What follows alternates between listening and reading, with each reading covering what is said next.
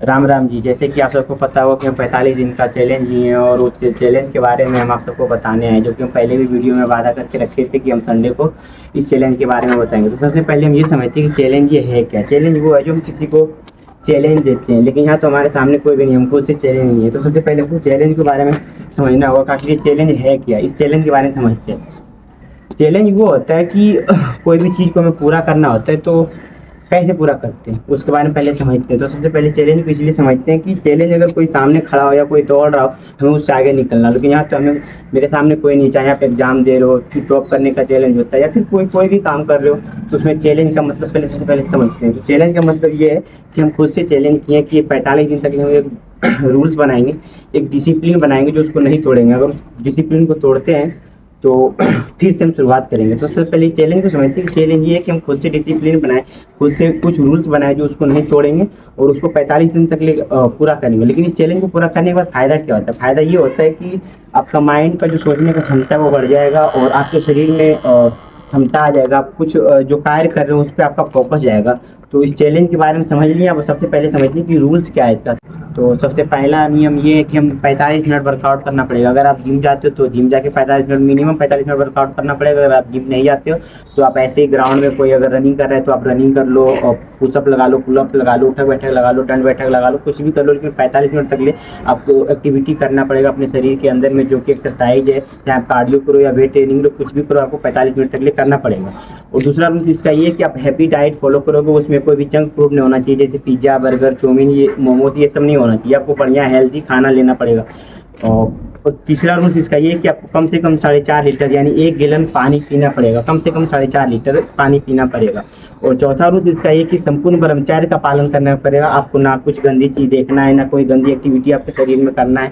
और अगर आप शादीशुदा हैं तो आप थोड़ा सा एहतियात बरत करके कर सकते हैं। अगर आप शादीशुदा नहीं है, अनमेरिड है, तो आपको कोई भी एक्टिविटी, गंदी हरकत नहीं करना है। इस चीज़ों पर आपको ध्यान रखना है। और इसका और पांचवा रूल इसका ये है कि आपको हर दिन एक सोशल मीडिया पे फोटो या वीडियो पोस्ट करना पड़ेगा। इन पांचों रूल्स को अगर आप 45 दिन तक फॉलो करते हैं तो आपके शरीर में जो आप जो कार्य कर रहे हैं, जिस सोच से आप कर रहे हैं कि हमें वेट बढ़ाना है, तो आप वेट बढ़ा सकते हैं। अगर वेट घटाना है तो आप वेट घटा सकते हैं। लेकिन वेट बढ़ाना या वेट घटाना ये डाइट के ऊपर निर्भर पड़ता है कि आप डाइट कैसे ले रहे हो। अगर डाइट वेट बढ़ाने वाला ले रहे हो आप तो आप वेट बढ़ेगा, अगर वेट घटाने वाला ले रहे हो आप तो वेट घटेगा। लेकिन ये आपके ऊपर निर्भर करता है कि आपको वेट बढ़ाना है या वेट घटाना है। इन पांचों रूल्स में से अगर एक भी रूल्स ब्रेक करते हैं तो आपको डे 1 से फिर से स्टार्ट करना पड़ेगा। और अगर आप एक बार चैलेंज लेते हैं तो आप इस चैलेंज को पूरा करके ही छोड़िए।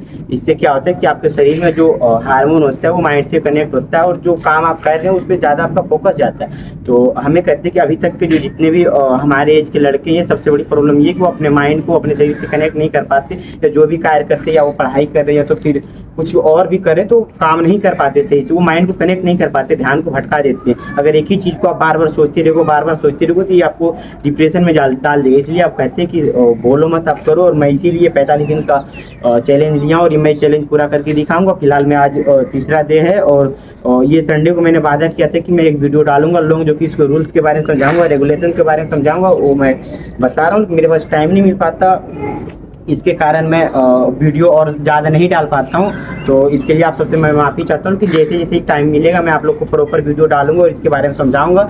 और जो भी मैं फोटो या वीडियोस डाल रहा हूँ तो आप देखना कि प्रोग्रेस हो रहा है कि नहीं हो रहा है। और मैं पिछले, ऐसा नहीं कि मैं 45 दिन से जिम या अभी 2-4 दिन से जिम स्टार्ट किया, ऐसा नहीं, मैं पिछले 5-6 साल से जिम कर रहा हूँ। ये 5-6 साल में अपने माइंड को अपने शरीर से कनेक्ट नहीं कर पाया और कहीं ना कहीं मेरा ध्यान भटका है।